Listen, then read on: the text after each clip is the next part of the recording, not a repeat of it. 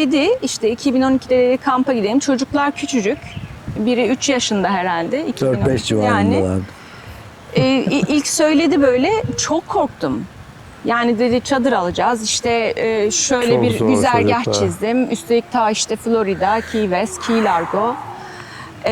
Yani Amerika'da yenisin. O kadar çok hakim değiliz. Ufak bir minivan. Öyle sadece 2 tane bavul. Ondan sonra ocak, hani böyle yemek pişirelim falan. Öyle diye başlıyorsunuz. Çadırı görüyorsunuz, çadırı büyütüyorsunuz. Cooler, daha önce cooler getiriyorsunuz, buz alıyorsunuz yanınızda, götürüyorsunuz falan. Ondan sonra yine dolaşırken birisi buzdolabı şeyler getirmiş görüyorsun. oluyor. Çadırın yanına koymuş. Hiç aklımıza gelmez mesela. Hani görmesem ben, hani bir kampa giderken, çadıra giderken bir buzdolabı götürmek. Ondan sonra biz çadıra, buzdolaplarıyla gitmeye başladık. Bizim çadırımız dümdüz oldu. Yani Evet, gördüğün. doğru. Ama herhangi bir eğlencenin burada sorun olacağını sanmıyorum. Yok, Burada burası- geldiğimizden beri çünkü insanlar bayağı Yok. hem Burası- aileler var hem eğlenmeye gelenler var, böyle Evet. çok güzel bir yer Evet. olmuş yani. Burası bayağı relax. Yani şimdi 2012'den beri çok fazla campground'da kamp yaptık, kamp yerlerinde. Yani burası bize bayağı uygun gibi. Çok bundan yakın zaman önce işte yine bayram tatilinde izin almıştık öyle. Yine o yakın arkadaşlarımızla beraber o Cape Charles'a gittik. Abi her gün bir sofra kuruyorduk. Yani dedim ki kimse inanmaz buranın kamp alanı olduğuna. Ben seviyorum. Muhtemelen devam ederim. Ben devam ederim yani. 2012'den yaptığımıza göre kesinlikle seviyoruz. Evet. Evet, gerçekten de uzun zamandır hayalim olan bir bölgedeyiz şu anda. Virginia anlamında değil, karavan anlamında RV'deyiz. Yani Instagram'da görünce hemen yazdım. Yani zaten önceden tanışmıştık ama gelip de RV'nize bir çekim yapabilir miyiz? Sizinle muhabbet edebilir miyiz? Daha çok tanımak istiyoruz çünkü sizi. Uzan ailesi var yanımda. Hem Kenan abi hem de Hatun ablam. Nasılsınız? İyiyiz, sağ olun. Çok- Hoş geldiniz. Çok teşekkür ederiz. Teşekkürler. Gayet Hoş geldiniz. güzel bir havada dış çekimimizi yapmış olacağız. Yaza bir başlangıç yapmış olduk. Evet. Evet, biz de heyecanlıyız. Biz de sen hayalini gerçekleştiriyorsun. Bizim de hayalimiz aslında. Evet, ben hep bahsetmiştim ki abi, fuarlara hep gidiyordum. RV fuarlarına hem Avrupa'da hem burada gittim fuarlara ama işte gerçek bir RV'yi bir Türk'ten dinlemek, yani işte ne kadar zamandır yapıyorsunuz, işte nerelere gittiniz, zorlukları, kolaylıkları, onların hepsini dinlemek istiyoruz. O yüzden benim için güzel bir hem hatıra olacak hem de YouTube'da DMV Talks'ta güzel bir bölüm olacağını Evet. düşünüyorum. Kesinlikle İnşallah. bizim için de güzel bir anı olacak. İsterseniz önce içeriği bir gezelim. Tamam. Daha sonrasında oturup muhabbetimizi yapacağız zaten. Tamam. Yaklaşık olarak 30 feet uzunluğunda travel trailer olarak geçiyor. Burası yatak odamız diye geçiyor. Geçeyim ben. Burası salonumuz. Hemen gördüğünüz gibi Hemen kanepemiz. Aynı zamanda yatak oluyor. Evet, bu yatak oluyor. Olabiliyor isterse. Burası mutfağımız. Ve burası da yemek odamız. Yemek odası. Ve aynı zamanda burası da yatak oluyor. Yani en az burada Bunu 2 kişi yatabilir. indirebiliyoruz, Evet. Birleştirebiliyoruz koltuklarla. Bir yatak Gayet. oluyor o da. İçeride bir oda daha var. Burada çocuk odası diye bahsettiğimiz ranzamız var. Yani yaklaşık olarak 10 yaşına kadar bir çocuğun rahatça yatabileceği bir yer. Ama 15 yaşından sonra biraz daha zor oluyor. Ama yine de konforlu, güzel. Burası da bilmiyorum, full Evet, banyosu, tuvaleti, banyosu tuvaleti, orada. banyosu. Burada da normal Sinkimiz, sinkimiz var.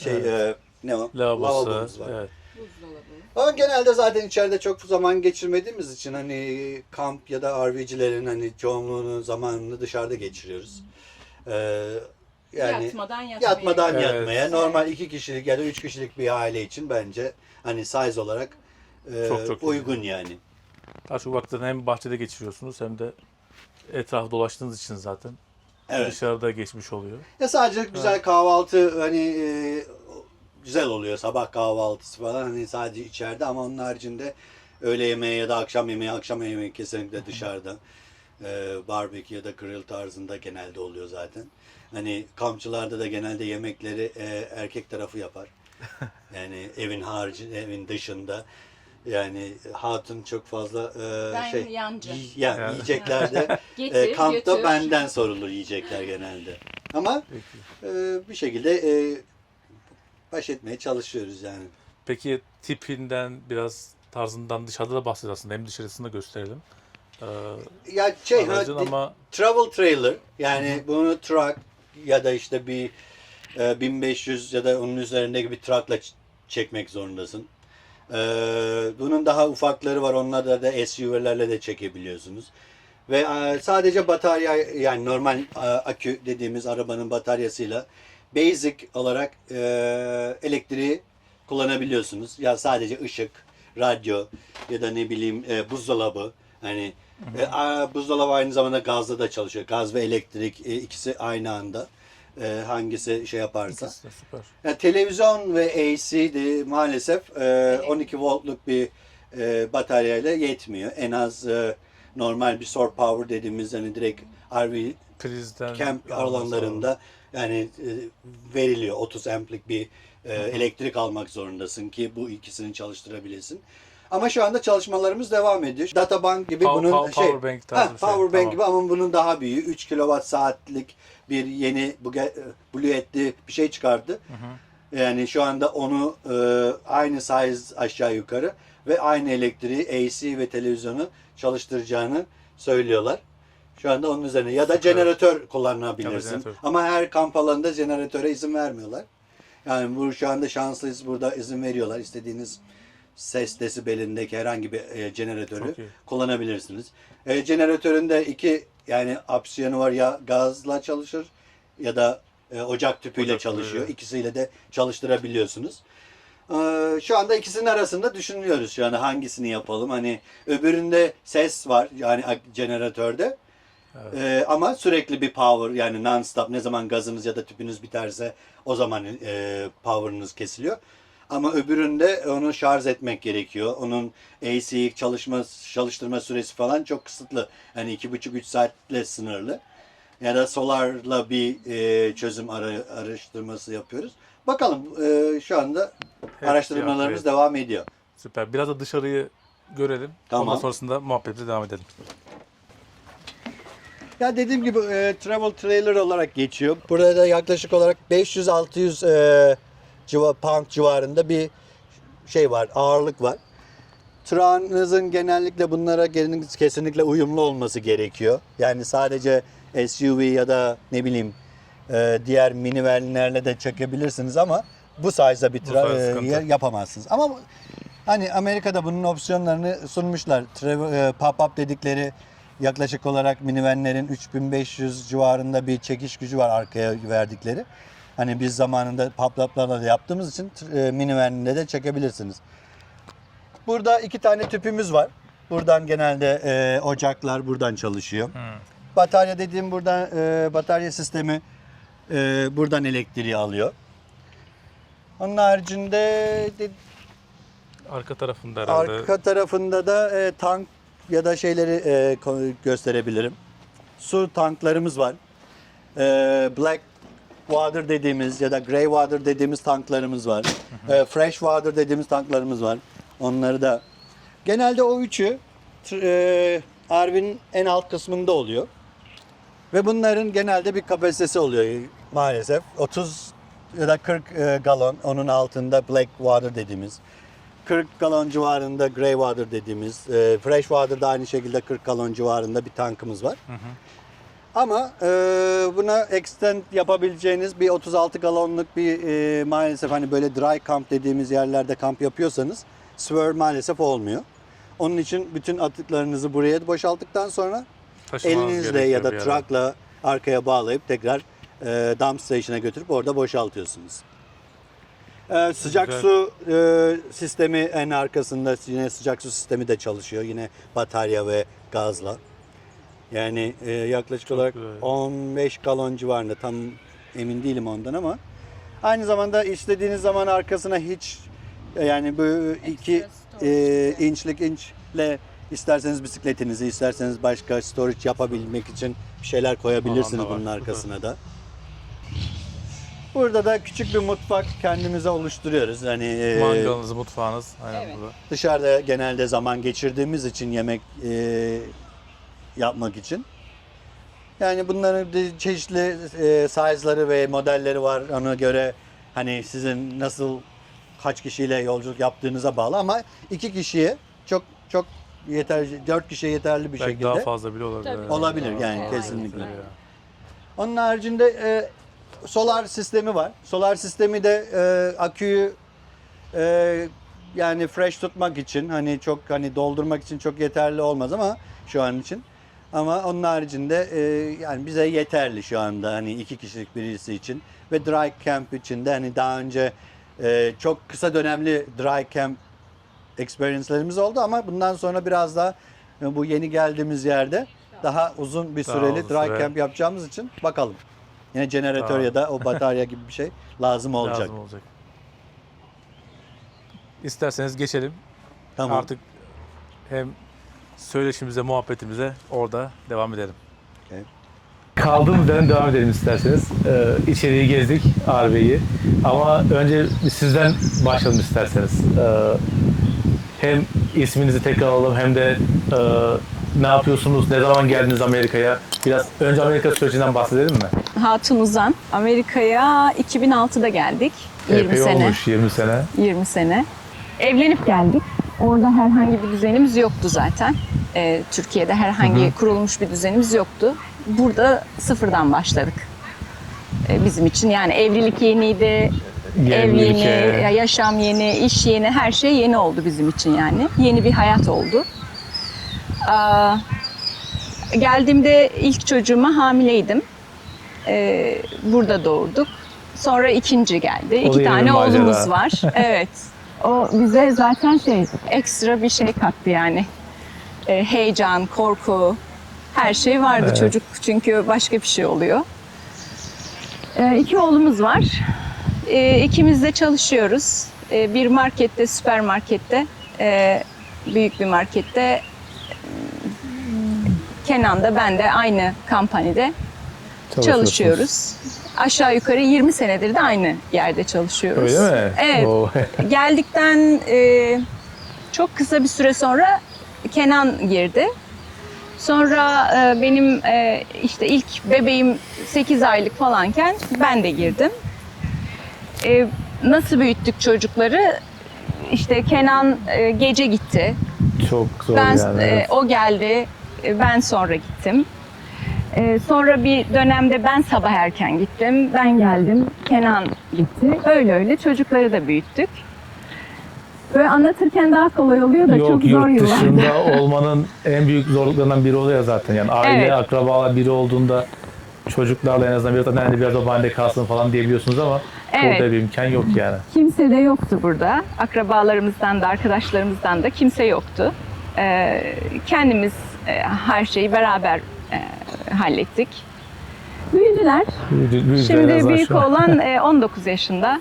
Küçüğü de 18'ine girmek üzere. Çok güzel. O nedenle de 19 biz biraz rahatladık. Yani biraz daha böyle kamp için falan daha zaman ayırabiliyoruz. Burayı da istememizin nedeni oydu zaten. Evimize çok yakın. 35 dakika. Evet. Bu zamana kadar hep böyle uzak bir yerde park ediyorduk. Ve çok verim alamıyorduk o nedenle. Uzak kaldığı için her zaman gidemiyorduk. Sadece yılda bir sefer falan bir yer ayarlarsak öyle gidebiliyorduk. Onun dışında hep kapalı kalıyordu. Ama artık şimdi böyle bir yer daha yakın olması. İşimden çıkıp da gelebilirim. Ya da izin gününde Evet. çıkıp gelebiliriz. Akşam burada vakit geçirebiliriz. Çok da güzel bir yer. Yani etrafta Değil mi? ben göstereceğim Evet. birazdan. Hem dediğiniz gibi yakın. Aynen ve böyle hem evimize de- çok yakın ama çok farklı bir yere gelmişsiniz gibi bir his Evet. veriyor insana. Çünkü yol da çok güzel zaten. Yani Evet. yol boyu gelirken yani ormanların içerisinde yeşilliklerde falan geçerken yanınızda göl geçiyor, river Evet. geçiyor. Amerika'nın bu birlikte- güzelliği var ya, çok kolay ulaşabiliyorsunuz böyle alanlara. Evet. Yani ormana, suya çok kolay ulaşabiliyorsunuz. Süper. Bir de Kenan abi dinleyelim. Ondan sonrasında kampa döneceğiz. Abiye. Kenan Uzan, yani eşimin de dediği gibi 2006'da buraya geldik. 20 yıldır burada yaşıyoruz. Ben de aynı firmada, eşimle aynı firmada çalışıyorum. Bizim çocuklarımız da aynı şekilde aynı firmada çalışıyorlar. Onlar da Aile boyu. aynı şekilde.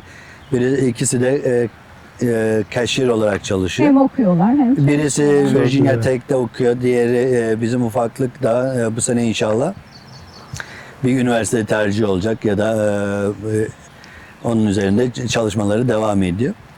Valla kampı seviyoruz. Böyle doğanın içinde bir şeyler yapmayı. Zaten burası hani Shenandoah River'ın kenarındayız hemen. Hani daha önce bir storage'da kalıyordu ama orada değerlendiremiyorduk RV'yi. Gidip gelmesi biraz zor oluyordu. O yüzden daha yakın olan bir yerlere buraya storage'e geldik aslında. Buranın da aynı zamanda storage offer vardı. Onunla konuşurken maalesef orada müdürlerinden bir tanesi bir sezonluk bir yerimiz var dedi. Görmek ister misiniz? Biz de şimdi River'ın hemen yanında olunca hani dedim bakalım. Burayı yıllık kiralıyorsunuz. Ama sadece 7 ay kullanımına izin veriyorlar. RV'nizi 7 ay boyunca çekmenize gerek yok. Ama 5 ay güzel. storage'da kalacak. November'la April arasında. Bu arasında. İngilizce Türkçe sorunları olmaz Yok, değil mi ya? hiç sorun değil. November, April diye geçip gidiyoruz. Evet. Neyse. Ya 5 ay civarında falan kalacak, storage'da kalacak. Ama onun da günübirlik geldiğinizde RV'nizi tekrar buraya çekip günübirlik Kullanabiliyorsunuz piknik gibi yani. yapabiliyorsunuz o kış döneminde de. Ama sürekli güzelmiş o. evet sürekli kalması sadece 7 aylık bir dönemdi sadece. Tamam, peki bu macera nasıl başladı? 20 sene önce buraya geldiniz. Sonrasında hemen ben giriş RV başladı yapayım. mı yoksa birkaç sene sonrasında mı başladı? Ne zamandır? Ya biz dediğim gibi 2006'da geldik. Daha sonra işte bir 6 yıl civarında sadece burada bir hayat kurmaya çalışıyorsunuz. Tabii. Yani çok fazla tatil planı ya da bir şey yapmıyorsunuz ama bizim ilk kamp şeyimiz 2012'de başladı. Küçük bir çadır, çok küçük bir çadırla. Az önce Ve- göstermiştin şu arkadaki Evet, çadırı. yani Evet. 4 kişilik hani benim yarım boyunda hani insanların hani içine maalesef hani eğilmek de değil sadece çömelerek girmek Çömelerek. zorunda kaldın. Çok küçük bir çadırla başladık. Daha sonra hatta o ilk tecrübemiz de biz çok uzun bir yola giderek yaşadık. Key West'e kadar gittik o çadırla. Çadırla. 2 yıl kaldık. Pardon. Yuh. Yok. 2 hafta kaldık.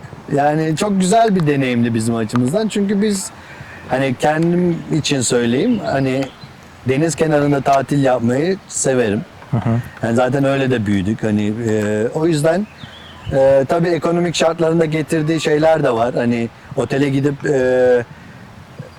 o kadar farm vermektense tentinizi, çadırınızı alıp neredeyse 1/3 fiyatına denizin kenarında tatil yapabiliyorsunuz. Bir de istediğiniz yerde. Ve Yani- istediğiniz yerde aynı Yani şekilde. orada- İzin verilen istediğiniz yerde kendi değil. şeyimi Ya burada genelde kamp alanları çok yerleri var. Hani Türkiye'deki gibi istediğiniz Evet. yere gidip çadırınızı kurup aslında kamp yapamıyorsunuz. Yani her parkın yani böyle ağaçlık bir alanın hani isimlendirmişler. Yani National Park ya da ne bileyim başka daha küçük bir şekilde State Park. State Park ya da Religion Park diye hepsinin bir bölge yani boş alan yok. Varsa da kesinlikle şahsa aittir. O yüzden öyle bir Türkiye'de gibi istediğin yerde kamp yapamıyorsun. Burada her bir şekilde kamp alanında kamp yapmak biraz daha zorunlu gibi. Peki buna bir uygulaması falan vardır herhalde. Ben Avrupa'da biliyorum camping uygulamaları vardı mesela telefonlarda. Oralardan falan buluyordu benim arkadaşlarım gidip kalabilecekleri yerleri. Siz Evet, nasıl buldunuz? Mesela kesinlikle. burayı nasıl buldun? İnternette sadece araştırarak mı yoksa? Ya genelde Google Map ya da ne bileyim oradan istediğiniz konuma işte gidiyorsunuz. Oralarda campgroundları ara dedikten sonra belli bir şeyde ondan istediğiniz yerde ya da bölgede herhangi bir kamp yeri varsa orada size çıkıyor. Genelde online rezervasyonları oluyor. Oradan online rezervasyonunuzu yapıyorsunuz. Ve bir de mesela KOA dedikleri burada en büyük franchise. Yani McDonald's kadar çok bir kamp franchise şirketi evet. var. Yani ne kamp Birçok yerde var. Her yerde onu bulabilirsiniz. Camp of America diye geçiyor. Yani gideceğiniz yeri saptadıktan sonra hani nereye gideceğinize karar verince sonra o alandaki kamp alanlarını araştırıyorsun. Evet. İşte şeylerini, review'lerini okuyorsun. Senin amacına, ihtiyaçlarına Onu söyleyecektim ben yani hitap ediyor mu? Onları araştırıyorsun. O konuda zaten Kenan yani bana sadece sorar. Bak böyle bir yer var. En son her şeyi tamamlar. Ondan sonra bak şurayı seçelim mi? Burayı mı seçelim? Bana gösterir. Artılarını, eksilerini anlatır. Ona göre seçeriz yani. O işleri hep Kenan yapıyor. Ama önceliğimiz genelde deniz kenarı tercih ediyoruz. Çünkü burada çok fazla kamp çeşitleri de var. Dağa giden, dağda kamp yapan, yürüyüşü tercih eden ya da ne bileyim o Nevada bölümünde çölde kamp yapmak isteyen. Yani Amerika hani bildiğiniz gibi çok büyük Çok bir yer büyük bir ve coğrafya her yani. şeyden kamp alanı bulabilirsiniz yani. Balık tutmak istiyorsanız başka bir bölgeye gitmek zorundasınız. Hiking yapmak istiyorsanız başka bir yere gitmek zorundasınız. Dağcılıkla ilgileniyorsanız mesela burası Shenandoah River, Shenandoah National Park mesela burada çok meşhur. Dağcılık ya da hiking yapmak isteyenler buradan yarım saat, bir saat mesafede çok güzel kamp alanları var. Orayı tercih ediyorlar. Ama bizim dediğim gibi genelde önceliğimiz deniz kenarı oluyor. Bir de bu bahsettiniz ya ilk baş çadırla başladınız, tentle. Sonrasında nasıl büyüdü ya da O çadırı önce ben şöyle bir anlatayım. Hani Kenan dedi ben zaten deniz kenarında büyüdüm falan dedi. Onların yazlıkları varmıştı ailesinin. Aslında ikimiz de Ankaralıyız. Ama yazlıkları olmuş Bodrum'da, Didim'de. Yazları sürekli gidilmiş oralara. Benim o kadar şeyim yok. Tatil şeyim yok yani. Zaten ailemin şeyi böyle çok sonra başladık tatil olaylarına. Çok küçükken çok fazla experience'larım yok yani. Çok nadir giderdik. Genelde köye gitmeyi tercih ederdik çocukluğumuzda falan. O yüzden Kenan için deniz kenarı çok önemli oluyor onun için. Ben de seviyorum yani sevmiyor değilim. Kamp olayı da çok deneyimlediğim bir şey değildi gençliğimde. Kenan böyle ilk söyledi işte 2012'de dedi, kampa gidelim. Çocuklar küçücük. Biri 3 yaşında herhalde. 4-5 civarındalardı. İlk söyledi böyle çok korktum. Yani dedi çadır alacağız işte şöyle Çok bir zor güzergah çocuklar. çizdim. Üstelik ta işte Florida, Key West, Key Largo. Yani Amerika'da yenisin. O kadar çok hakim değiliz. Hala da yani işte dediği gibi çok büyük Amerika. Yani daha görülecek çok yerler var onlarca buranın. eyalet var ve Tabii yani biz biraz yaptık ama daha çok var yani. Çok korktum ben. Çok endişelendim. Başımıza bir şey gelirse, çocukların başına bir şey gelirse. Çünkü hiç deneyimlemediğim bir şey burada da. evet. Öyle biraz korkuyla gittim. Peki nasıl ama geçti sonrası? çok zevk aldık ve böyle şey de güzel yani dediği gibi Kenan'ın hani böyle bu park kamp alanlarını gerçekten çok güzel yapmışlar. Yani şimdiye çok kadar güvenli. gittiğim Evet. yerlerde hep memnun kaldık. Yani çok nadir şikayet ettiğimiz bir şey olur yani. Genelde sistemleri çok oturmuş. Çünkü yıllardır Güvenli yaptıkları için bu iş hissediyorsun. adamlar. Evet. Kesinlikle. Yani baktım yani korkulacak bir şey yok.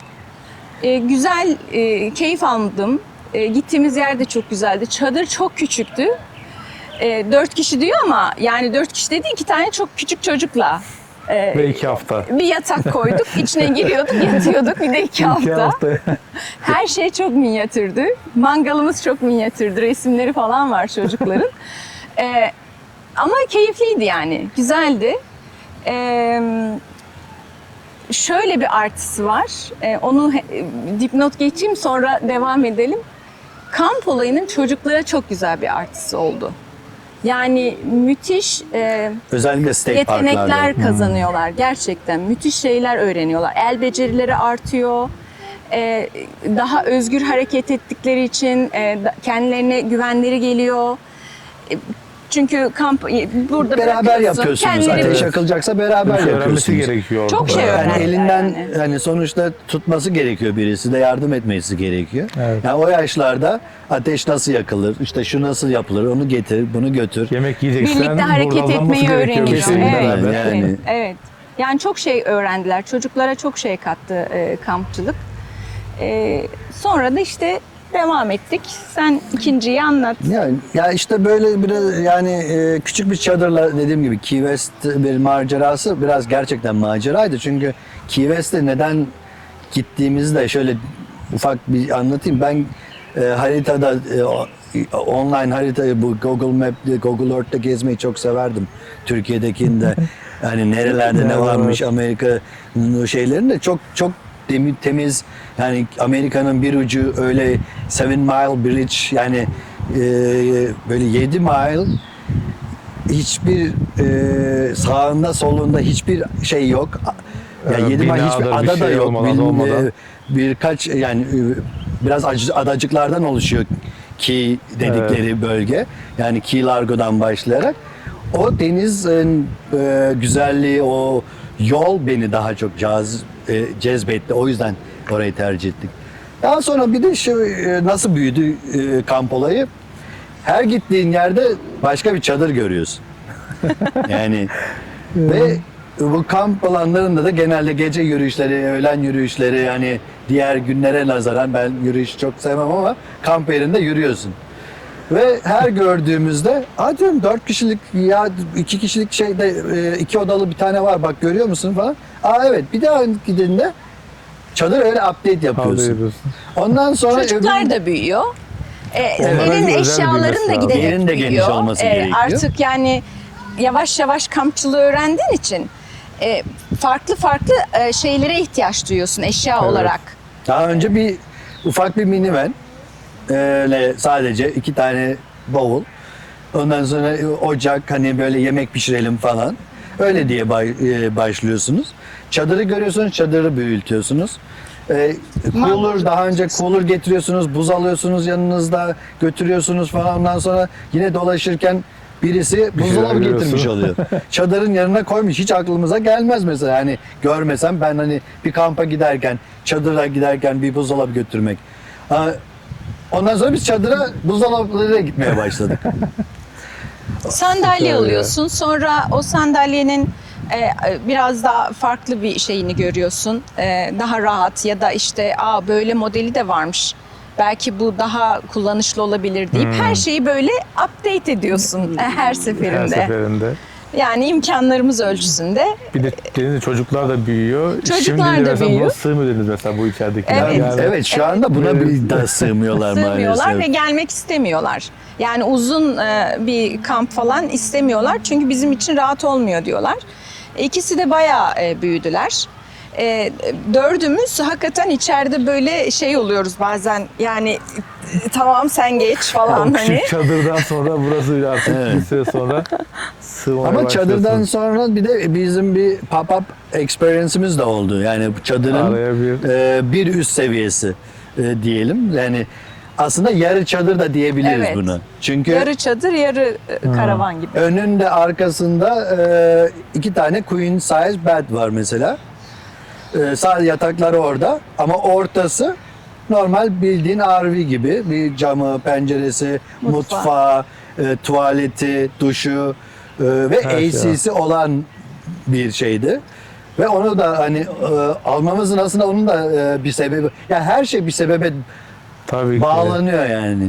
En son bizim gittiğimiz çadır kampında maalesef biz Cape Charles'a akşam gitmiştik değil mi? Cape evet Charles'a. Cape Charles'ta gün batımını seyrederken biz bir tornadoya yakalandık. Yani Bu yaklaşık- gönderdiğin fotoğraf var. evet galiba. göndermiştim. Before after gördüm. Evet. Çok, Yani ve sonrasında devam etmeniz sonra bir daha. Yani evet o kamp yani kamp yani hadi bitti biz işte tornado yakalandık. Ya öyle bir ertesi şey gün biz olmadı. aynı şeye devamdı yani. Devam ettik. Devam evet. ediyorsunuz Çünkü sonrasında. şey verdiler bize. Dediler Bir gün ki mü? çok ıslandı sizin her şeyiniz. Bize ne onlar? cabin. Kabin verdiler. Kaldığınız yerde oradaki. Evet, Evet, o şey camping alanında. kamp sorumluları geldi. Dedi ki çok ıslanmış her şeyiniz dedi. Biz sizi kabinlere yerleştirelim dedi. Kurutana kadar her şeyiniz Çok dedi. iyi. Zaten çok karanlık ve gece olduydu. Yarın hani gelirsiniz, bakarsınız ne durumdasınız. Her şeyi bıraktık öylece. Buzdolabı dedi ya, biz ilk defa oraya buzdolabı götürmüştük şu boylarda. İlk buzdolabına Bir gitti. tek buzdolabı kalmıştı zaten hayatta. Evet. Onun dışında her şey yerlerdeydi yani. Biz Yani- iki gece kabinde bizi şey yaptılar yani, ağırladılar sağ olsunlar. Ama çok büyük, yani çok iyi bir fırtınaydı. Yaklaşık hani daha sonra duyduğumuz kadarıyla 55-60 mile per hour şeyin şiddetinde bir fırtına. Zaten bizim çadırımız dümdüz oldu. Yani Evet, gördüğün. hatırlıyorum. Sadece Çadırımız dediği vardı, bir gibi de şu işte gazebolardan gazebe mesela uçtu. Vardı. Yani tamamen havada bir şey süre yaptı. tutmaya çalıştık. Sonra let it go Ya, yaptık. tabii. Çocuklar Gördüm. yoktu. Çocukların biri denize gitmişti arkadaşlarıyla. Biri de büyük olan geldi. Dedik tut bir ucundan da sen tut. Üçümüz tutuyoruz. Rüzgar daha başlamak Sonra üzere falan dedik ki böyle. Eray yok. Artık fırtına şey yapıyor. Giderek artıyor. Dedim Kenan olan yok. Bırakalım bunu, tutamayacağım zaten artık dedim. Tamam dedi. Tam böyle Kenan gidiyordu işte çocuğa bakmaya. O da geldi karşıdan. Biz Zaten dört ondan bacağından sonra böyle tutmuş dördümüz. bıraktık sonra. Yani Tutmak mümkün değil. Alıyor Çok- seni, havalandırıyor o kadar- zaten. o kadar kazabenin şeyler. altında yemek masası.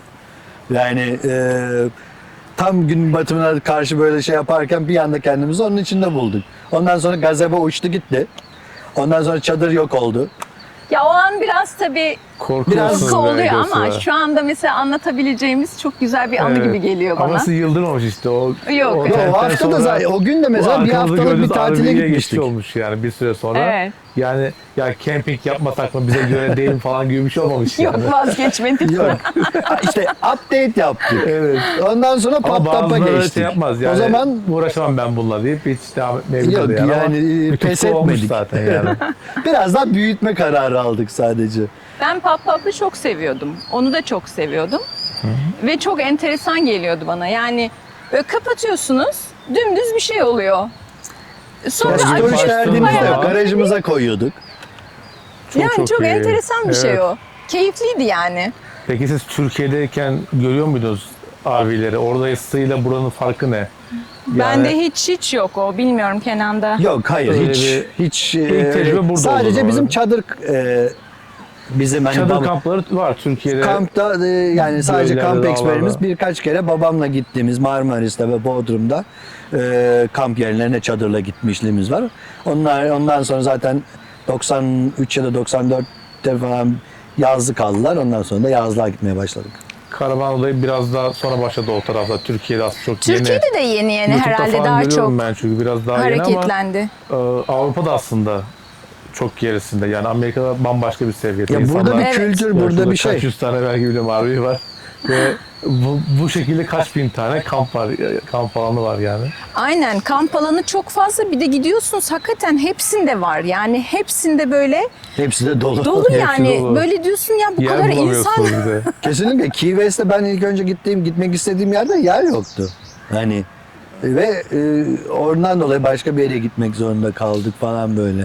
Ve şu anda aynı şekilde burada mesela burayı biz yıllık kiraladık ama biz burayı daha önceden biliyorduk. 2 yıl 2020-21 civarında biz buraya geldik. Yani gezmek için böyle arabalarla.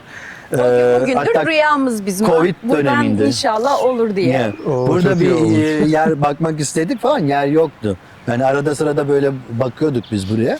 Bu da tesadüf oldu yani. Peki biraz da yapılmaması gereken mesela ilk defa kempinge başlayacaklar için ya çadır da olabilir, RV de olabilir. Aslında RV'yi konuşuyoruz ama aklınıza neler geliyor mesela? Şunu yapmazdım. İlk Ben başta ilk aklıma gelin söyleyeyim. Böyle gidip her şeyin sıfırını, yenisini almasınlar. Çünkü yani bu ülkede öyle de bir şey var. Her şeyin ikinci elini bulabiliyorsun. evet. Çok rahat bir şekilde erişebiliyorsun her şeye. Nedeni şu, yani eğer deneyimlemek istiyorlarsa, hani bir başlayalım, hoşumuza gidecek mi, gitmeyecek mi? Bu şekilde hani ikinci el bir yerlerden kamp staffları alıp Malzemelerin hepsini orada. fullemesinler. Hem daha çok para harcamamış olurlar. Daha sonra işte bizim gibi zamanla update ediyorsun. Şey Bir de her şeyi aynı anda almaya gerek yok belki. Tabii yani biz Aynen. Değil mi? Değişik Yavaş şeyler yavaş. belki. aynı şekilde daha yavaş yavaş daha çok hem tecrüben kazanıyor hem neye alacağına daha iyi karar veriyorsun ve gördükçe daha iyi oluyor yani. Çünkü sen gidip bir yere kamp malzemesi alayım hadi bir kampa gideyim dediğinde hani belki yanlış bir şey de almış oluyorsun ya da ihtiyacın olmayan bir şey almış oluyorsun ama ilk önce gittiğiniz yerde görerek bakarak hani bu bize lazım olabilir dediğinizde daha basic başlayarak daha mantıklı ve benim söyleyebileceğim hani şunu yapmayın diyeceğim çok uzun yola önce bir gitmeyin benim gibi. Yani Key West bayağı böyle uzun bir bir yol Key West'e bu arada. gitmeyin. Şimdi biz Ben gittim Virginia'dan abi ve Key West'e biraz uzak. Şey değil. Yani normal arabayla gittiğimizde bile bize uzak gelmişti. Arabasını Şeyle. kullanmayı da hani sevdiğim için evet okey ama Ama kesinlikle daha zor bir şey yani. uzun Ya da bir gerçi siz o Çadırla tentle, çadırla gittiniz. gittiniz oraya. evet, çadırla, minivanle gittik. Minivanle gittiniz.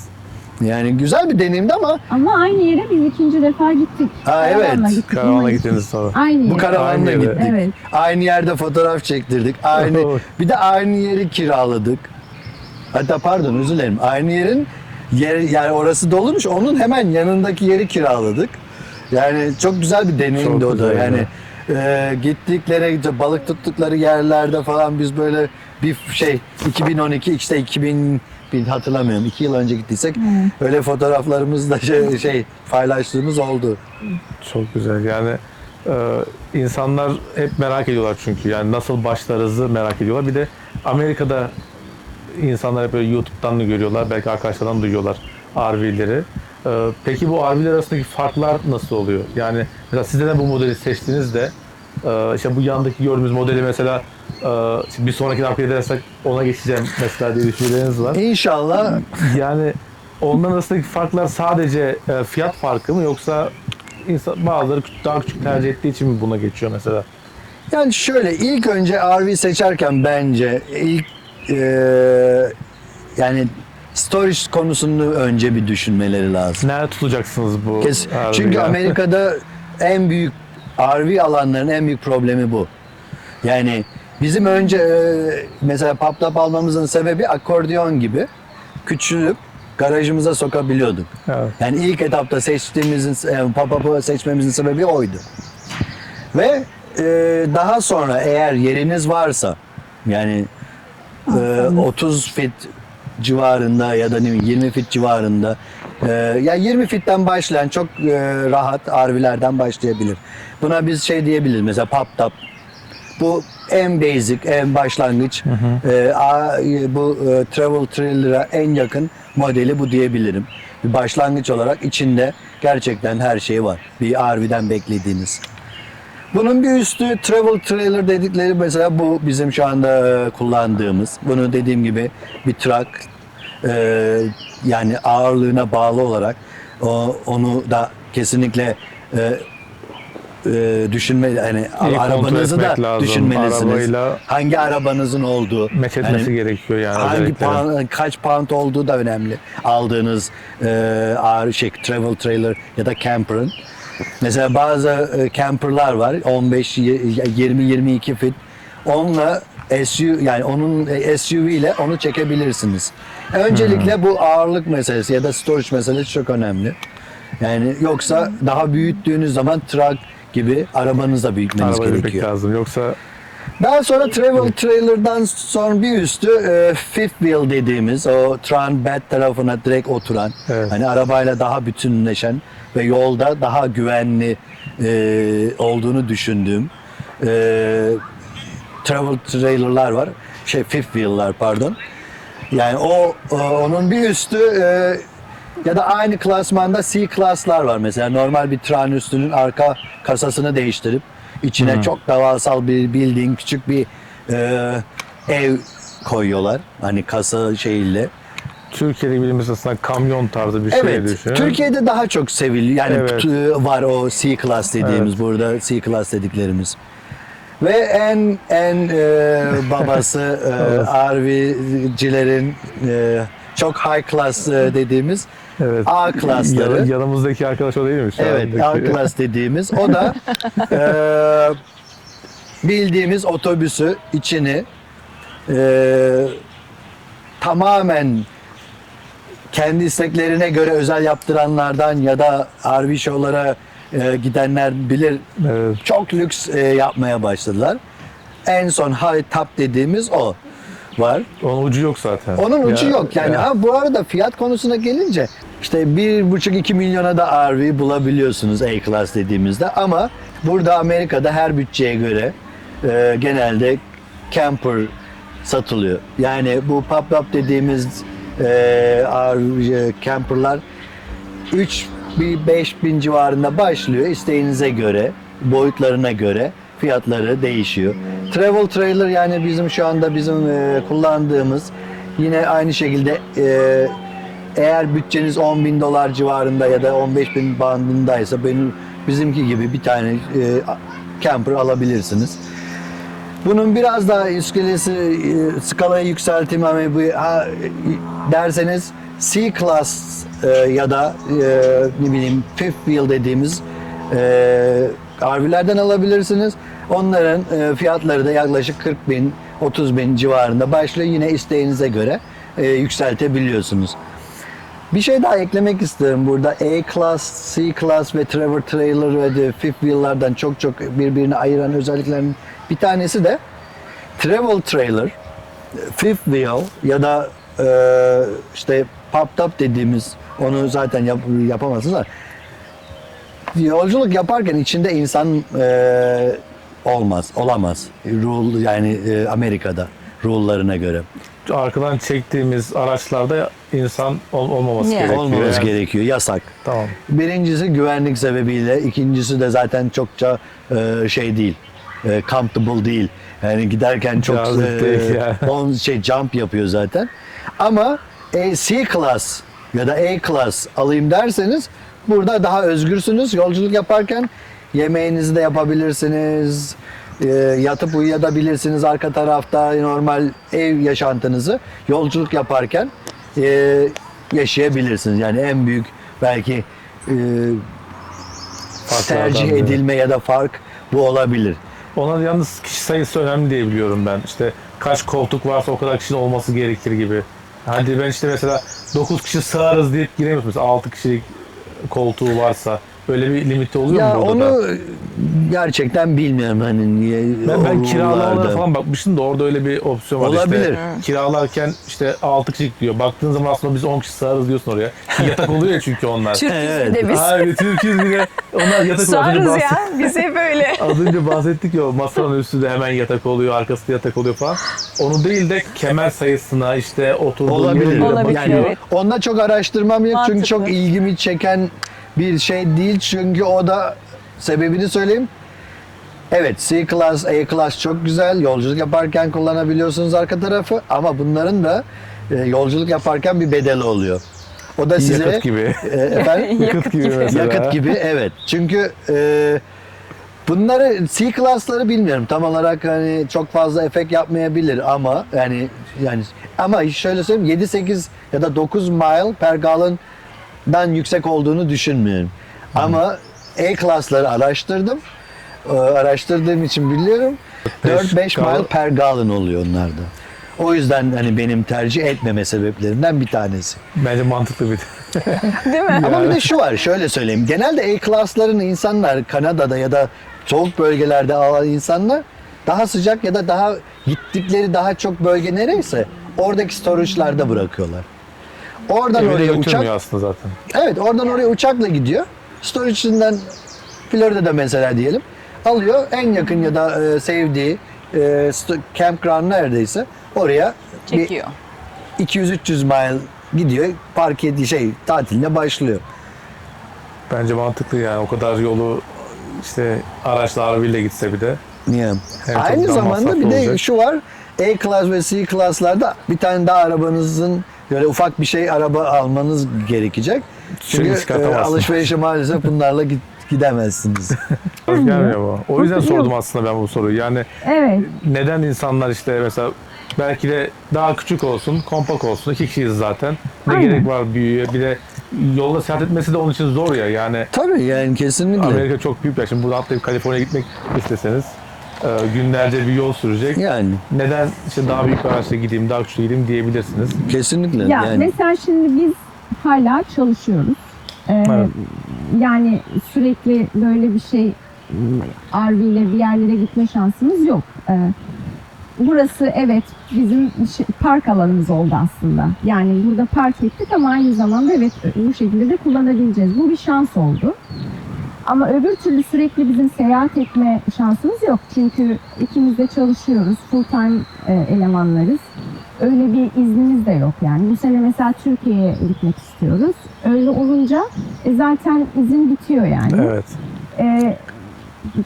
Ama eğer çok böyle RV ile gezme şansınız varsa, zamanınız varsa tabii ki daha büyük ya da daha konforlu bir RV'yi ben de tercih ederim. Öyle bir şey olacaksa. Her gün Yani kullanacağım bu, bir şey bu olduktan rahat sonra. çok şükür ama mesela ben hep şey diyorum. Eğer emekli olursak, sağlıklı olursak isterim mesela update etmeyi. Zaten A klaslar genelde emeklilikten sonra oluyor. Hem bütçe olarak alma bağımında hem de kullanma bağımında. Yani o zaman mesela Vakit hayalimiz olduğundan gezmek. dolayı bir de. Daha çok vakitin oluyor. Evet. Daha eğer bir birikimin varsa mortgage'ını ödemiş oluyorsun. Yani payoff yapmış oluyorsun. Genelde insanlar evini satıp A-Class RV alabiliyorlar. Yani mesela en son RV show'a gittiğimizde hani fiyatları konuşurken falan adamın bize sunduğu option tamam evinizi satın A-Class alın diye yani. Öyle bir tutkuya dönüşüyor demek ki bir süre Tabii sonra. tabii Artık o kesinlikle. şey değil. Çünkü full time RV'ciler var bir de burada. Evet, evet. Yani Neden olmasın ama mesela ben hani ileride isterim öyle bir şey. ya benim Ben planlarım çünkü arasında. gezmeyi seviyorum. Onu soracaktım aslında. Telefonda konuştuğumuzda hiç Amerika'da bir otele para vermedim Hiç. demiştiniz. Yani Sadece Ya çok verdik de Öyle şey tatil Yok, olarak uzun vermedim. uzun değil. Bir yok, Meksika'ya gittik tatil olarak geçen şimdi biz. Miami'ye gittiniz bir tatil Amerika değil ki yaptınız. orası da Meksika. Amerika'da sadece hani bir Niagara'ya gittiğimizde o Evet, New evet York'ta küçük yani çok bir uzun Onlar sayılmaz tatiller ama bir gecelik. yok. Bir yere Tatil gittiniz, olarak bir asla. tatile işte bir gittiniz. Bir deniz tatiline 2 Yok. haftalığına gittiniz mesela. Ama şey yani sözünü kesiyorum çok pardon. Estağfurullah. Amerika'da da oteller gerçekten yani her Tek yatak yerinde veriyor. söylemeyeyim de güzel değil yani. Değil. Belki çok büyük paralar vermek lazım. Geceliğine 400-500 dolar verirsin. Belki Belki birazcık. o da yani. Yani evet belki o. Bir de her şey dahil sistemde olmadığı için burada Türkiye'deki O da bir yok. o servis Kahvaltı diye kalitesi öyle bir şey sana yok. Sadece yatak. buzla şeyi veriyor, gevreği veriyor. Bir şey yok. Bir kahve Kahveyi tamam. veriyor. İçine kahvaltı dahil diyor ama işte kahvaltı da bu. Yani Evet. bize gerçekten hitap etmiyor. Bir bana de oteller aslında- gerçekten yani Ya Türkiye gereksiz ile buluyorum ben. kıyaslarsak Yani Sanmıyorum, otelde yok, farklı otele yani. para vermenin yani bir tasarruftan da başlamış olabilir yani bu kamp olayı hani nasıl gitti. Çünkü dediği gibi 200-300 dolar sadece yatak başka hiçbir şey yok. Yani breakfast dediği gibi çok basit bir şeyler yani. Evet. Burada kendi istediğinizi yapıyorsunuz mutfağa girip de. Kesinlikle. Aynen öyle. Ben zaten doğayı çok severim. Sadece ilk başladığımızda biraz korktum. Hani çünkü bilmediğin bir yer. Kültürünü bilmiyorsun, insanını bilmiyorsun. Yani coğrafyasını çok fazla bilmiyorsun. Neyle karşılaşacağını bilmiyorsun. Dolayısıyla biraz öyle endişeyle gittim. Ama sonra o dediğim gibi kamp alanları gerçekten güvenli. Zaten kamp alanının dışında da bir yerde yapmaya da gerek yok. Her yerde bir kamp alanı bulabiliyorsunuz. Sadece ne istediğin önemli. Evet. Yani ırmağın kenarında mı istiyorsun, denizin kenarında mı istiyorsun, dediği gibi dağların Dağlar eteğinde mi istiyorsun. istiyorsun? Seçersin bir yer. Hepsi yani şu ana kadar gittiğimiz hepsinden ben çok memnun kaldım yani. Bu da benim hoşuma gitti. Hem güvenli hissediyorsun hem zaten doğayı İstediğin seviyorum. tatil yapabiliyorsun. bir Hem de. istediğim gibi daha özgür hissediyorsun. Bir şeye bağlı kalmıyorsun. Şu saatte gireceksin, şu saatte çıkacaksın. Bu O- saatte o yemek özgürlük var, çok bu güzel bir saatte şey. yani bir şeye öyle bir Meksika yaptık işte. Çocuklar çok istediği için kırmak istemedik onları. Yani her şey Sabah erken saatli. kalkman lazım Gösteri ki. var hemen ona Ben hiçbir iddia kullanalım. kahvaltı yaptığımı bir hatırlamıyorum orada mesela. Kenanlık değil hiç zaten öyle şeyler. Yok ya bu rahatlığı bir de Kesinlikle. karavanı yaşadıktan sonra bu rahatlığı herhangi bir otelde ya da işte Airbnb'de orada burada bulmanız imkansız zaten. Yani. Kesinlikle. Bir de bu kamp alanlarında bahsetmiştiniz, o farklı özellikler var yani, ırmaktır, deredir farklı ama bir işte elektriklisi var, elektriksizi var. Evet. Ne bileyim Ya. işte atı otomatik olanları var. Onlardan biraz bahsedelim mi istersin? O da çok önemli. Nasıl bir kamp yapacağınızla ilgili. Burada çok option sunuyorlar. İsterseniz dry camping dedikleri, mesela şu anda bizim bulunduğumuz yer, herhangi bir elektrik, su ya da sewer yani kanalizasyon bağlantısı yok buranın. Her şeyi kendi RV'nizde olması gerekiyor ya da bunu jeneratör ya da bir bataryayla tamamlayabiliyorsunuz. Onun haricinde eğer hani bütün RV'lerin genelde fresh water, işte grey water ya da black water tankları var. Her üç tane olmak zorunda. Bunları doldurup o su ihtiyacınızı, fresh water'ı doldurup bu su ihtiyacınızı oradan karşılıyorsunuz. Grey water'ı açıklamam gerekirse bilmeyenler için genelde işte bu sink'te kullandığınız, normal bulaşık yıkarken ya da banyo yaparken kullandığınız sulara gittiği yer orası. Black water'da tuvalet ihtiyacınızı gittiği yere de black water diyorlar. İkisi de ayrı tankler. 3 birleşik. tane ayrı Farklı. tankı oluyor. Ve bunlar tabii ki hani dolduğu zaman boşaltmak zorundasınız. Her kamp yerinde dump station dediğimiz bir bölge var. Oraya bağlayıp boşaltmak zorundasınız. Bunu iki şekilde yapabilirsiniz. Bir, RV'nize tırağa tekrar bağlar, RV'yi çekersiniz. Oraya hemen park eder, oradan yanaşır, Direkt yani. boşaltırsınız direkt tanktan. Ya da burada extension böyle 36 galon civarında extension tankları var. Onlardan edinebilirsiniz. Mesela biz İlk ondan var başta mesela. göstermiştik videonun başında. Evet. Ondan var mesela bizde. Onu da aynı şekilde ister elinize götürün, isterseniz yine tırağın arkasına Tekerleği ya da olduğu bisikletin için rahat arkasına aslında, evet. aynı Rahat şekilde. bir şey, evet, öyle zor değil. Bu dry kamp diyorlar buna. Bir de diğer kampta da elektrik, su olabilir sadece. Ve diğer şekilde tankınız yine olması gerekiyor o atık suları boşaltmanız için. Sewer olmuyor onlarda.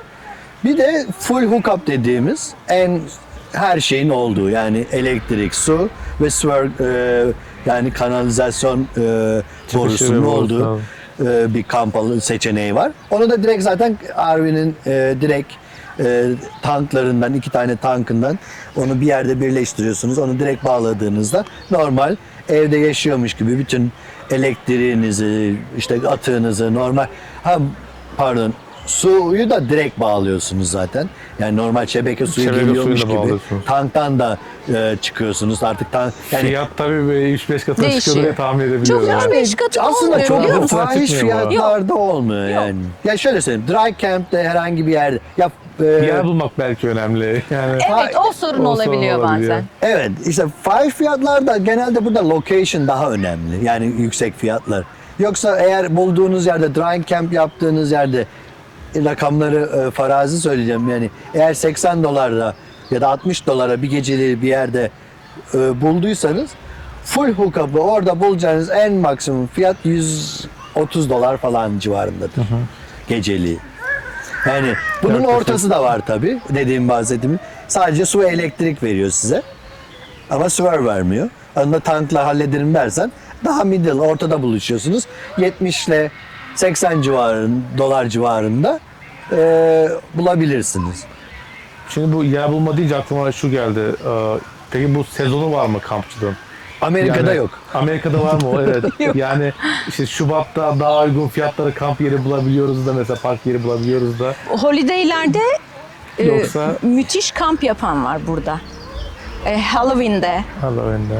ve bayağı böyle dekorasyon yapıyor bütün kamp alanları, çoğu Aa, kamp evet. alanı. Christmas'ta, Evlerine Halloween'de biz süslüyorlarsa- hiçbir zaman deneyimleyemedik. Yani nasıl evini Halloween'de süslüyorsun?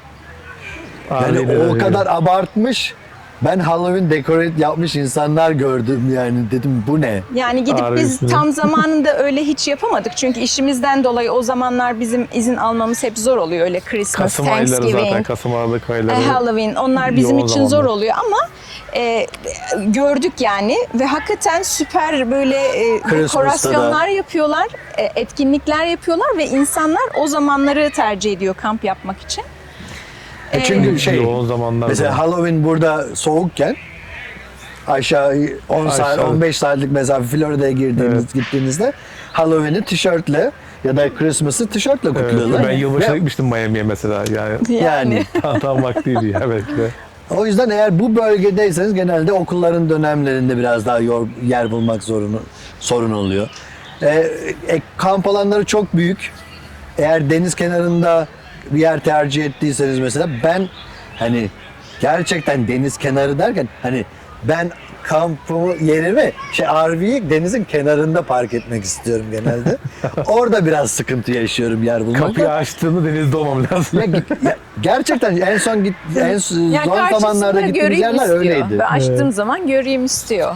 Bazen olmuyor, bazen oluyor ama Yani yapacak bir şey. Ondan Evet. sonra bu ilk bulduğumuz yerde Peki en sevdiğiniz yer neresiydi?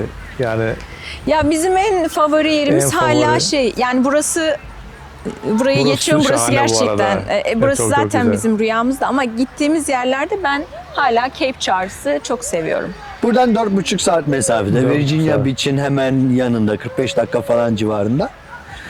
Çok güzel gün batımı var. Evet. Yani oraya da yani çok güzel. çok sık gittiğimiz bir yer yani. Hem orada bütün benim istediğim her şey var. 4 tane iskelesi var. 24 saat balık tutabilirsin. Gün batımı var. Ben rakı içmeyi severim. Gün batımına karşı orada rakı içmek çok güzel Çok oluyor. Yani onun Çocuklar için haricinde çok fazla aktiviteleri var. Bizim çocuklar orada da bayağı kamp yaptık. Çok eğlendiler. Yani orada bırakıyorduk, onlar gidiyorlardı. Sürekli bir yerlerde arkadaş yapıyorlardı. Bisikletlerle böyle her yerde dolaşa dolaşa. Aklımızda kalmıyordu. Çocuklu oldum, onları manzarası düşünüyorsunuz da ya, o da güzel. önemli yani bir de zaten. orası Evet. bize şey gibi geldi. Küçük Türkiye. Evet. Yani Oo, bayağı Ee, merak ettim şu çok anda. daha serbest. Çünkü burada bütün kamp yerlerinin çok strict rule'ları oluyor. Yani mesela en çok hani zorlandığın bir şey oldu Özellikle dersen, state parklar. mesela konuşma bağımında ben biraz yüksek sesle konuşurum. Yani ve genelde quiet time'lar state parklarda 9'da başlar ya da 10'da. Burası daha kişi tarafından yönetilen bir yerdi. Şimdi franchise daha büyük bir şirkete devredildi ama Hala daha önce daha iyiydi diye düşünüyorum. Şimdi yine büyük bir şirketle yönetildiği için hani daha eski havası yok ama yine seviyoruz orayı. Ve state parklarda çok strict rule'lar var. Hani o State parklar daha karanlık oluyor. ormanın içinde kamp yapıyorsun. Daha o açıdan, nature'ın tamam. içinde oluyor. Daha karanlık oluyor. Yani 2-3 ağacın hemen dibine Evet, çok çadırını kuruyorsun. Yani. böyle özel parklar daha hareketli oluyor. Quiet zamanları falan çok böyle Esnek. değiller, esnekler. Her konuda çok esnekler yani. Oralarda alkol konusunda falan daha straightler yani daha şeyler. Her state istemiyorlar. parkta bence yanlış hatırlamıyorsam çoğu state parkta alkol Yok, evet. almak Yasak mı oluyor? yasak. Ya. Normal parklarda olduğu gibi belki Ya. olabilir. Ya. Yani herkes yani alıyor bu arada ama çadırın içinde ya da RV'sinin içinde. Onu kimse zaten kontrol etmez. Ama de bakmaz rule'larında ama var yani çoğunda. Yani yazıyor. O da bir etken olabilir belki orayı sevmemizin. Ama herhangi bir eğlencenin burada sorun olacağını sanmıyorum. Yok, burada burası- geldiğimizden beri çünkü insanlar bayağı Yok. hem Burası- aileler var hem eğlenmeye gelenler var. Böyle Evet. çok güzel bir yer Evet. olmuş yani. Burası bayağı relax. Yani şimdi 2012'den beri çok fazla campground'da kamp yaptık, kamp yerlerinde. Yani burası bize bayağı uygun gibi görünüyor Vardı. her bir, yönden. bir anımızı anlatayım. Ceydalarla gitmiştik herhalde arkadaşlarla. Yine böyle bir bayram tatili mi ne olmuştu? Yani bizim bayramımız ya Kurban Bayramı ya Ramazan Bayramı. Biz de o ara 2-3 gün izinlerimizi birleştirmiştik. Böyle bir yere gitmiştik. Nereye gitmiştik hatırlıyor musun? Delaware, Lewis Beach. Yakın yani, orası da çok uzak değil. Çok güzel bir state park. 2 tane çadır kurduk. Bizim o küçük ilk çadırımızı Ceyda'ya, arkadaşlarımıza verdik. Onların o zaman çocukları yoktu. Bizim vardı 2 tane. Çocukları uyuttuk. Yani böyle ateş yaktık. Çekirdek çitliyoruz. Konuşuyoruz ama hani yani çok da abartı değil. Saat 9.30 ya da 10 bu arada. Evet, öyle çok da Ne geç kadar bir arası saat olabilir değil. ki yani? Bir tane ışık geliyor bize doğru böyle. Yürüyor, geliyor. Işığı görüyor sadece. Ondan sonra kadın böyle tuttu suratlarımıza. Dedi ki biraz sessiz olur musunuz dedi, uyumaya çalışıyoruz. Biz de böyle kala kalmıştık yani. Çok enteresan gelmişti bana. Yani 9.30 ya. Evet yani bir de yani Öyle bir yerlerde parti, ama böyle öyle müzikli, insanlar danslı bir tercih şey ediyor. olsa ayrı bir şey Burası ama yani tam Türkiye Burada tarzında yaparsın bir onu, evet. kamp yeri gibi düşünüyorum. Ama şu var, state parkların da şu güzelliğini seviyorum. Çocuklar için biraz önce bahsetti biraz hani kamp çocuklar için çok güzel bir şeyler katıyor. State parklarda çocuklara göre çok fazla aktivite oluyordu. Yani sabah 9'dan akşam 6'ya kadar. Yani o parkın aktiviteleri mi oluyor? parkın kendi, state parkın kendi aktiviteleri ve şeyler. Bu park, bu bizim çizgi filmlerde Ay Yogi'nin bu şapkalı neydi? Park koruyucusu ismi. Neyse. Onu buluruz ya da şey yapar. Onun gibi işte şapkalı böyle geliyorlar. Çocuklar oradan Onu alıyorlar. mutlaka koyalım buraya. Nasıl? Bunu mutlaka videoya Ha, koyalım. ondan sonra onu gelip alıyorlar çocukları. Ondan sonra bir nature ya bir ormanın içine götürüyorlar. İşte çimlerle, karıncalarla ya da ne bileyim o deniz Doğayı kenarındaysa tanıtıyorlar. Ya da işte böyle bir science işte yaptırıyorlar. Deneyler yapıyorlar, yaptırıyorlar. çok güzel. ya çok süperdi. Yani en çok sevdiğim o state parklardaki o şey, evet, quiet time biraz erken ama çocuklara verdiği aktiviteler süperdi yani. Güzel oluyordu bazıları, evet. Çocuklu aileler için o zaman state parkı biraz daha Çocuklar tavsiye evet. edersiniz Hem yani. quiet time de çok önemli olmuyor çocuğun olduğu zaman. Yoruluyorlar, şey yapıyorsun, gidiyorsun falan. Evet. Hani bir de sadece çocuklar 2-3 kişi gidiyorsanız yine sorun olmuyor. Ama bir kalabalık grup gideyim Kalabalık dersen gibi. evet, bir böyle yerleri ya da kişilerin yönettiği campgroundlarını seçmek daha mantıklı. Mesela Kawa dedikleri en büyük Bu franchise'a. campground yani biraz daha hem lüks hem de daha relax yani. Peki işte alışveriş dedik, yemekleri nasıl yapıyorsunuz burada? Ne yiyorsunuz, ne içiyorsunuz? Yemekleri genelde ben yapıyorum. Alışverişte ben yapıyorum. Bunun tam tersi Güzel. oluyor genelde normal hayatımızda. Şimdi ama kamp alanında yemekler genelde benden sonra. Ama kahvaltı yine hatundan başlıyor tabii ki. Ya daha pratik oluyorsun. Ev gibi değil ama yine de biz Türk olduğumuz için yani pratik diyorum ama En pratiğini biz bir tane seviyoruz veriyorum. ya, yemeği seviyoruz. Yani çok bundan yakın zaman önce işte yine bayram tatilinde izin almıştık öyle. Yine o yakın arkadaşlarımızla beraber o Cape Charles'a gittik. Abi her gün bir sofra kuruyorduk. Yani dedim ki kimse inanmaz buranın kamp alanı olduğunu. Yani her şey ya, sabah kahvaltıda simitinden, böreğinden tut da sucuğundan, yumurtasına kadar. Çünkü onlar getirmiş, biz de getirdik. Yani o konuda Öyle seviyoruz keyifli yani oluyor. Türkler. Yemekte Evet. taviz veremiyorsun hiçbir Veremiyoruz yerde. Biz Türkler Akşam olmuyor da yani. öyle 2 öğün falan yiyorsunuz. Çünkü zaten geç kahvaltı yapıyorsun. Ben çok seviyorum böyle, zaten sabah kahve içmeyi çok severim. Bir de böyle sabah kampta kalkıp doğaya Böyle bir karşı manzarada böyle yani. oturup sessiz, Kenan daha geç kalkar. Ben sessizce oturup falan kahvemi içmeyi çok severim. Sonra o kalkıyor, işte öğleni buluyor zaten. Bir kahvaltı yapıyorsun. İkinci öğünü de işte ancak akşam bir öğün daha yiyorsun. Öyle 3 öğün, 4 öğün yemek olmuyor. Ama kelli felli yapıyoruz yani. Evet, yaptık mı zaten tam. Ama mesela Tabii yani. Amerikalıları sorarsan, ya ben mesela ona hayret ediyorum. Gidiyorlar dışarıdan yemek alıp geliyorlar. Bakıyorum sabah geliyor işte muffinini enteresan. getiriyor, kahvesini getiriyor. Ya kamptasın, yani bana şey yap mantıksız yani. geliyor.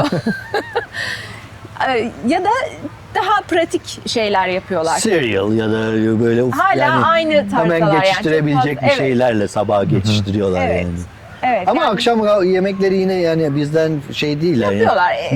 Grillini, Evet. barbeküsünün şeyini, enim konum yapıyor ama bizim gibi zaman geçirmiyorlar Biz masada. mesela salata olacak yanına. Salata yapılıyor. Yemeği. İşte yani bir şey atıyorsan yanına meze olacak. İlla bizde onlar var yani hala.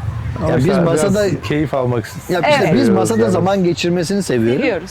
Ve dediği gibi şimdi kelli felli masa kurunca mezede olunca mecburen bir rakı koyuyorsun o masaya.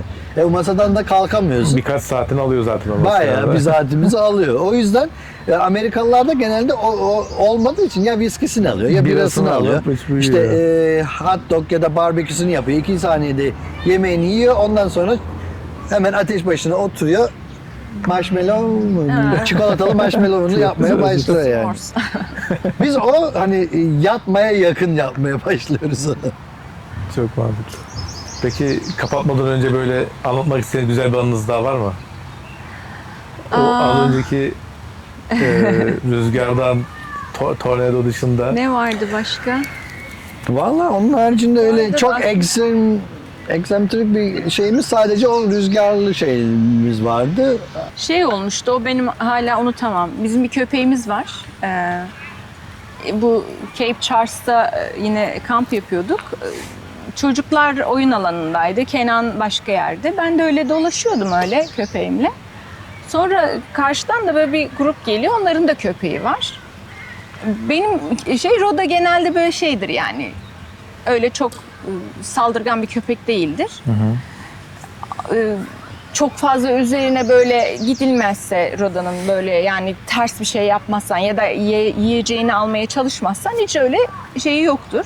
Karşıdan da geliyorlar. Yani hayvan bunlar böyle köpekler hani birbirlerini koklamak isterler ya. Öyle bir şeyleri oldu ama karşıdaki köpek bir saldırdı Roda'ya. Oo. Ben yani kendimin hiç öyle bir şey yapabileceğini düşünmemiştim ama ikisinin arasına girdim yani. Köpeğin arasında. Karşı tarafın böyle hiç şeyi yoktu. Böyle bir kurtarma çalışması ya da ayırma çalışması yoktu. Ama ben yani zaten kanlar falan gelmeye başladı benim böyle ellerime falan, bacaklarıma falan. Bir şekilde ayırdım. Sonra dedim yani hani kadına böyle baka kaldım yani. It's okay dedi. Gittiler. Hiç okey değil ya. It's okay değil. Bir kan var ortada. Anlayamadım. Kamp alanına yürüdüm. Her yerim titriyor böyle. O yandaki 2 tane bayan vardı hatırlıyor musun? Ha, evet. Kamp yapan onlar geldi. Dedim bir şey kanıyor bilmiyorum dedim. Sonra baktık ki köpeğimin kulağını ısırmış. Hayvancağızın kulağı kanıyor. Korktu da.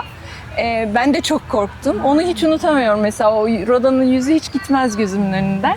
Çok geçmiş Ve olsun. kulağı eğer kopsaymıştı bayağı böyle dava falan açabiliyoruz yani öyle bir. Sonradan Yani- onlar söyledi bana. Dedim neyse kopmamış. İyi ki kopmamış ya. Kopmamış. Köpek deyince bir şey daha oraya ekleyebilirim. Kamp yapmak isteyenler ve köpeği varsa eğer. Her kamp alanı da her köpeği kabul etmiyor. Daha önce gitmeden bunu da araştırmalarını tavsiye ederim. Eğer herhangi Çünkü bir bazı köpeği varsa. mesela Rottweiler ya da Shepherd gibi köpekler ya da Pitbull'lar biraz daha kısıtlı oluyor. Her kamp yerlerinde maalesef onları kabul etmiyorlar. Onlar işte kamp alanları ararken bütün her şeye iyice bakmaları gerekiyor artık. Eğer bir yere bırakacak biriniz bulamazlar ya yoksa ya da köpeğini yanına götürmek isteyenler olursa kesinlikle bakmalarını öneririm. yani. Bizim işte kampı biraz da bizim mesela cazip gelme nedeni ben köpeğimi bırakacak çok yer bulamıyorum ve onu getirebiliyorum. Kamp olunca çoğu yere götürebiliyorum. O da bizimle beraber geliyor. Çoğu kamp alanı yani köpekleri pet friendly hep yani %99'u diyebilirim. Ama O özel cins olanlar herhalde Cins ayırmışlar. tercihleri yani onlar var, çünkü Evet. yani işte sadece saldırabilir, cinsini. sıkıntı olabilir. Ondan Aynen. belki korktukları için belki. Evet çünkü aynı bir şey Evet. yaşanmasın Yaşanmasın bu diye. gibi şeyler yaşanmasın diye olabilir yani. Evet. Mantıklı. Çünkü çok pitbulllar hakkında bazen bir şeyler duyuyoruz. Maalesef. Hani sadece hani köpeğe değil insanlara da bazen Ama Sağ ol, köpekleri seviyoruz. Evet. Ne cins olursa olsun. Peki size dönecek olursak içerik üretmeye devam edecek misiniz? Çünkü kapatmadan önce Instagram adresinizi de vermek istiyoruz hemen aşağıda. Yani şöyle Oradan bizim zaten şey yaptım yani çünkü başta bahsettim ya tanışıyorduk ama Evet. orada görünce fotoğrafları falan dikkatimi çekti. Çok güzel çünkü yani. Ya Biraz bize devam anı etseniz. olsun diye oluşturduk, o ayrıca bir sayfa oluşturduk ama bazen gerçekten çok ilgisi oluyor insanların. Merak ediyorlar çünkü Merak gerçekten. ediyorlar, Yani özelden sorular oluyor yazıyorlar. insanların. İşte Amerika'da nasıl falan diye soranlar çok oluyor. Bu videonun linkini gönderirsiniz artık yani. Bayağı bir şey konuştuk. evet Instagram'da yani evet Instagram'da devam etmeyi düşünüyoruz. Ya bizim YouTube kanalımız da var ama oraya çok fazla odaklanmadık, hiçbir şey yapmadık ama Instagram'da kesinlikle bizi eğer takip ederseniz belki Evet. sürpriz bir şeyler görebilirsiniz. Son olarak neler en son böyle bir kapanışı sizden alalım. Belki bir cümlelik bir tavsiyeyle işte campingle ilgili, tutkunuzla ilgili birer cümle alalım sonra kapatalım. Yani ben kendi şeyimi söyleyeyim. Ben seviyorum. Muhtemelen devam ederim. Ben devam ederim yani. 2012'den yaptığımıza göre kesinlikle seviyoruz. Evet. Ya kamp güzel. Yani birçok insanın çok ön yargıları oluyor, korkuları oluyor. Benim de öyleydi. Ama eğer doğayı seviyorsanız, böyle daha free takılmayı seviyorsanız, bir şeylere bağımlı kalarak ve çok lüks düşkünü değilseniz, hani rahat bazı insanlar da çünkü öyle sevmiyorlar. Evet, börtüsü böceği olabiliyor. Ama her şeyin bir çözümü var. Bir şekilde buluyorsunuz. Evet. Yani doğayı seviyorsanız bence denesinler. Mutlaka. En azından merak ediyorlarsa bir kere Evet yani çok keyifli. Bizim arkadaşımız mesela çok şeydi. Çok hoşuna gitmeye başladı. Böyle geldiği zaman bizimle. Belki bir arkadaşına gidip ya da kiralayabilirim belki deneyebilmesi için. Evet burada Belki o da yani bir Amerika'da bir opsiyon ya. sürü yolunuz var yani Birkaç günlük kiralayabiliyorsunuz. kiralayıp belki deneyip Evet. yapabiliyorsa. ya burada kesinlikle çok büyük firmalar var RV kiralayıp bir kere deneyim. Yani ve evinize çok yakın yerlerde kamp alanları da var. Mesela biz Çok uzaklara Ne? gitmeye gerek yok yani. Virginia'da Loudoun County bölgesinde yaşıyoruz. O Loudoun County'de de aynı şekilde çok güzel RV kiralayan birkaç tane yer var. Ve Virginia'da çok güzel kamp yapılacak, doğa kampı yapılacak yerler var. 2 saat mesafede. Yani o yüzden en azından bir kere denesinler. Karar vermeden Saatlerce önce. yol gitmeye gerek yok Amerika'da. Oranın Yok, güzelliği var. evet o Evet. Virginia'da da öyle, Florida'da da öyle. Nereye giderseniz bir Yani. şekilde yakınlarda camping alanları oluyor. Kesinlikle. Evet, aynen. Çok teşekkür ederiz. Biz teşekkür Biz de ederiz. teşekkür ederiz. Tanışmışız. Yani, Yani çok güzel bir anı oldu ve Bizim güzel için bir de bölüm öyle oldu. çok keyifliydi. Valla ben Teşekkür hani ederiz. Instagram'da teklifini görünce çok sevindim. Hani bizim de böyle bir şeye ihtiyacımız varmış gibi sanki evet şunları anlatırım, bunları anlatırım, evet bunları da söyleriz falan diye. Yani kendim hani kafamda hani neleri anlatabilirim Evet. diye bayağı bir fizibilite bile yaptım. Çok sağ ol, çok teşekkürler. Umarım senin için de güzel bir Yo, çok keyifli oldu. Program İzleyicilerimiz için de olmuştur. keyifli olduğuna eminim. Çok teşekkürler tekrar. Teşekkürler. Teşekkür ederiz. İyi ki geldiniz. Teşekkürler.